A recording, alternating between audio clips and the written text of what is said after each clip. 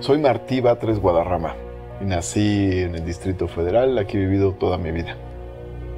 Tengo 3 hijos. Tengo 4 hermanas: Vietnica, Lenia, Valentina, Olinamir. Todos hemos compartido ideales.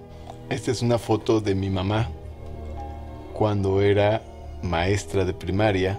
Son los años en que conoció a mi papá y participaron en el movimiento magisterial que encabezó Otón Salazar por más salario y democracia sindical. Yo tenía 1 año de edad y mi papá se fue solo a la manifestación de Tlatelolco el 2 de octubre de 1968. Él y otro maestro fueron a refugiarse debajo de unas escaleras y ahí estuvieron toda la noche. Y en la madrugada, ya que había pasado lo peor, le pidieron a un soldado que los dejara ir, y afortunadamente el soldado se portó bien y los dejó salir de la plaza de Tlatelolco. Cuando éramos niños y mi papá nos contaba esta anécdota, pues nos estremecíamos. Y era como de formar parte de un acontecimiento muy fuerte de la historia. A mí me gusta mucho la Ciudad de México. Yo casi no salgo de la ciudad. Me gusta el bosque de Tláhuac, me gusta el bosque de Aragón, me gustan los zoológicos, el zoológico de Chapultepec, el zoológico de Aragón. También me gusta caminar por el centro, por la Alameda. Me parece una maravilla las calles peatonales que hay ahora en el centro histórico. En el centro puedes encontrar comida árabe, comida china, comida mexicana. Me gusta pasear también por la Roma, por la Condesa. Me gusta la colonia donde vivo, la colonia Narvarte. También me ha gustado, y eso es parte de lo bueno de la ciudad, que puedes ir a conciertos al aire libre, verdaderamente espectaculares. Escuché a Manu Chao en el Zócalo de la ciudad, a Silvio Rodríguez en el Monumento a la Revolución, a Pablo Milanés en el Zócalo de la ciudad, a Mercedes Sosa, que ya falleció, a Joan Manuel Serrat, Café Tacuba. En la delegación Tlalpan se han hecho festivales de música de todas las culturas con el festival Olincan, y llegan ahí música de África, de Europa, de Asia, que también te nutre como ser humano y disfrutas de la vida y conoces más y sabes más. Creo que el cine es formidablemente recreativo, formativo, sugestivo. Cuando sales de ver una gran película te quedas con muchas emociones y muchas ideas. Y por ejemplo, grandes películas que me han impactado fue Pink Floyd, The Wall, impresionante. O Betty Blue, qué película más fuerte. Una película que prácticamente me hizo llorar fue María de mi corazón, con María Rojo y Héctor Bonilla. Está basada en un cuento de Gabriel García Márquez. Es impresionante la historia, ¿no? Es una mujer que por accidente llega a un hospital psiquiátrico y ella les dice al personal que ella no, dice, yo no estoy loca, yo nada más vine a hablar por teléfono porque me quedé parada en la carretera. Y el sistema poco a poco la va asimilando, ¿no? Y era la que trataban como el mayor problema psiquiátrico del hospital. Siempre me gustó mucho también la lucha libre. Yo le decía a mi abuelito que me llevara a la lucha libre. En el mercado vendían bolsas que traían 25 luchadores. Todos tenían la misma posición, ¿no? Pero me gustaba ponerlos así en la orillita de los estantes o de las mesitas. Y también había unas revistas de esas color sepia, donde venían las aventuras del Santo, el Huracán Ramírez, Blue Demon. Del Huracán Ramírez se habla menos, hay que hacerle justicia, entre otros. Aquí estoy con el escritor Gabriel García Márquez. Estoy con el poeta Ernesto Cardenal, el gran poeta de Nicaragua, y en esta foto con el Papa Juan Pablo II, cuando se le entregaron también las llaves de la ciudad. Esta es una ciudad donde han ocurrido los grandes cambios. La ciudad tiene las mejores políticas sociales, las mayores libertades civiles, los mejores esquemas de disfrute de sus espacios públicos, la mayor comunidad cultural de todo el país, el mejor y más importante sistema de educación superior. Tiene sobre todo, lo más importante, su gente, que es una gente que transforma, que reflexiona, que propone, que participa. Hay algunas cosas que no me gustan, pocas, básicamente la contaminación y los contrastes, las desigualdades que hay, sobre todo desigualdades económicas y sociales. Creo que los problemas que tiene la ciudad, lo que no nos gusta de la ciudad, nos debe invitar a actuar. Llego un día a la prepa y está pegado un cartelito que dice: alerta, peligra tu estancia en la UNAM.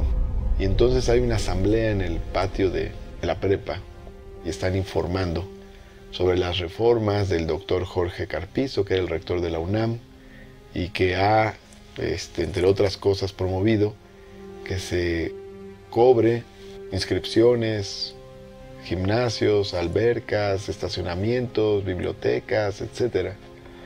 Y que por otro lado eso abre la separación del bachillerato de la licenciatura. Y me subo a una de las canchas de ping-pong y ahí empiezo a manifestar mis puntos de vista.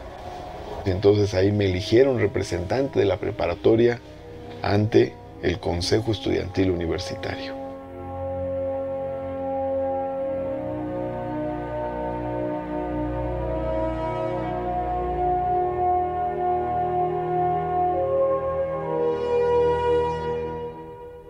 Anuncia Vicente Fox que enviará la iniciativa de la ley Cocopa a la Cámara de Diputados, que es una ley que pactaron el gobierno federal de Ernesto Zedillo con el Ejército Zapatista de Liberación Nacional. Y los zapatistas anuncian que caminarán desde Chiapas hasta la Ciudad de México. En ese contexto se empieza a dar toda una discusión. Es un acontecimiento muy fuerte y esa marcha, que le llaman la Marcha del Color de la Tierra, va pasando por diversos municipios indígenas del país. Voy a Morelos, a algunos de los municipios. Se acerca una chica estudiante de la Escuela Nacional de Antropología e Historia y me dice: ahora que estén los zapatistas en la tribuna de la Cámara, ¿me invitas?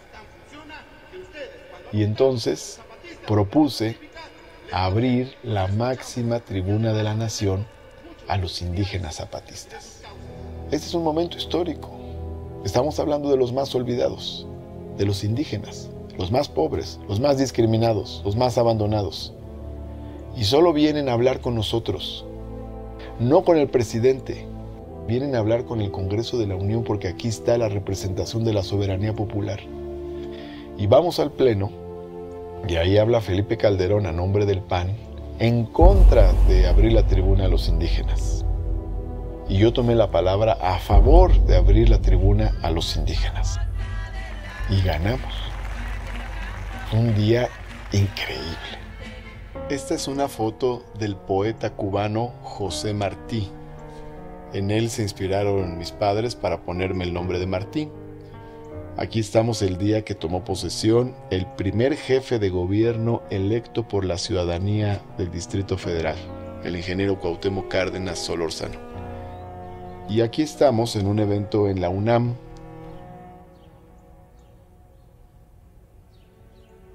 Para mí hay dos grandes personajes.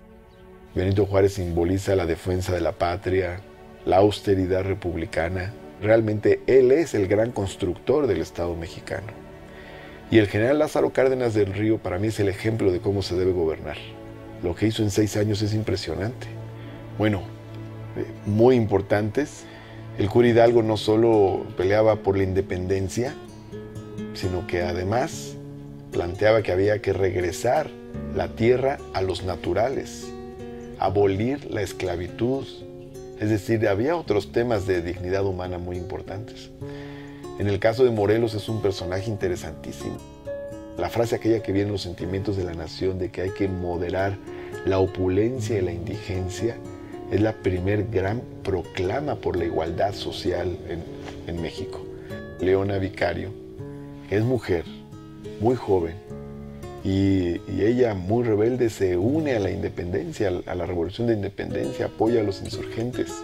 Emiliano Zapata es un personaje muy importante porque es la expresión de nuestra historia, de esa historia subterránea de la comunidad indígena que existía antes de la llegada de los españoles, que sobrevivió a toda la colonia, que sobrevivió al porfiriato y que se reivindicó en la revolución. Y Francisco Villa expresa la voz de los excluidos, de muchos mexicanos que andaban en el norte con empleo, sin empleo, considerados y perseguidos como bandoleros. Aquí estamos en la entrega de las llaves de la ciudad al presidente de Cuba, Fidel Castro.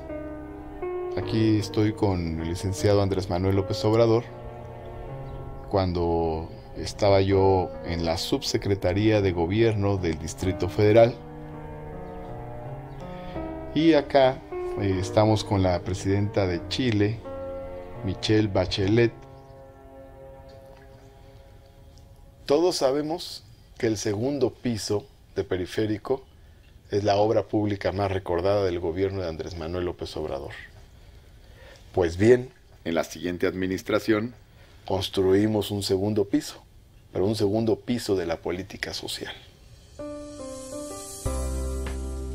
Apenas empezando el sexenio, yo le propuse al jefe de gobierno hacer una beca universal en el bachillerato, que finalmente se hizo, que es la llamada beca Prepa Sí. Desarrollamos un programa que se llama de mejoramiento barrial, un programa extraordinario por medio del cual le damos los recursos, el dinero a la gente directamente y la gente hace la obra pública de su colonia. También construimos el programa de comedores comunitarios, el seguro contra la violencia familiar, el programa de actas de nacimiento extemporáneas. Le pusimos reglas a todos los programas sociales, publicamos todos los padrones de beneficiarios de los programas. Ganamos una calificación de 100 en transparencia y acceso a la información pública. Hemos tenido 3 gobiernos electos por la ciudadanía que han realizado grandes cambios y transformaciones en la ciudad. Y lo que decimos ahora es que hay que ir por una cuarta transformación. No solo decirle a la gente que vuelva a votar por el PRD o por la izquierda en la ciudad, sino decirle que vamos por nuevos cambios, que tenemos energía transformadora. Por ejemplo, pensamos que hay que hacer un banco de la Ciudad de México, que impulse el crecimiento de la ciudad, que genere trabajo. El Internet es una herramienta que toda persona necesita. Vamos por más derechos, pero también por nuevas obligaciones. Y una obligación es que todas las azoteas cuenten con un sistema de aprovechamiento del agua de lluvia. Tenemos grandes programas sociales para niñas y niños que están en la escuela, pero los niños que todavía no entran a la escuela no tienen nada de eso. Entonces necesitamos un programa universal para todos los menores de 5 años de edad. ¿Qué es eso de que un joven sea rechazado? Un joven que quiere estudiar y es rechazado, eso es absurdo. La disminución de los altos salarios, de los altos mandos de los servidores públicos, incluyendo los órganos autónomos, la Asamblea Legislativa y los tribunales. La cultura es un factor de crecimiento económico. Y ahí juegan un papel muy importante los empresarios. Algunos piensan, no, es que la izquierda no quiere a los empresarios. No es cierto. No podemos tener 10 millones de vehículos en la ciudad, eso no es viable. Hay economía automotriz, pues hay que hacer la economía de la bicicleta. Cicloestacionamientos que generen otros puestos de trabajo. Ciclorefaccionarias que generen otros puestos de trabajo. Esa es una economía de la bicicleta.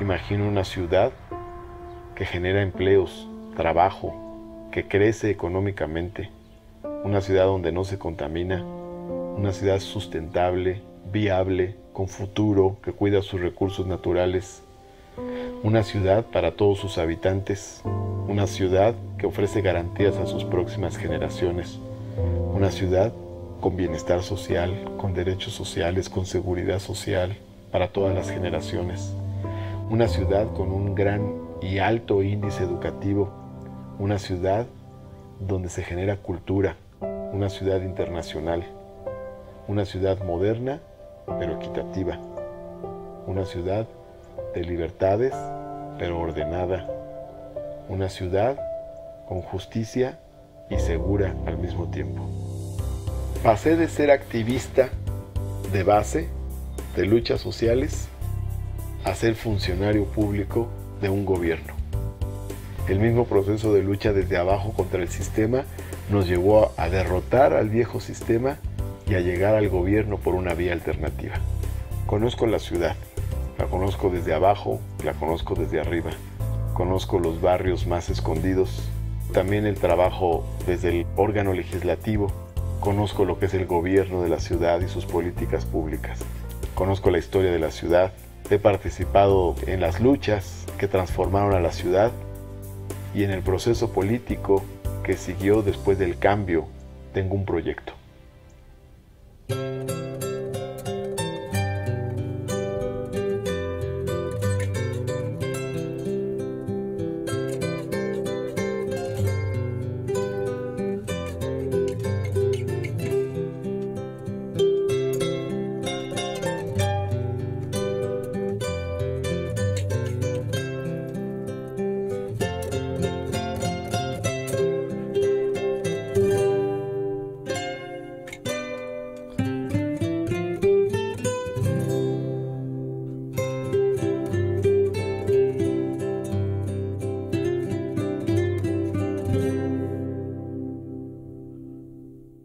Corte.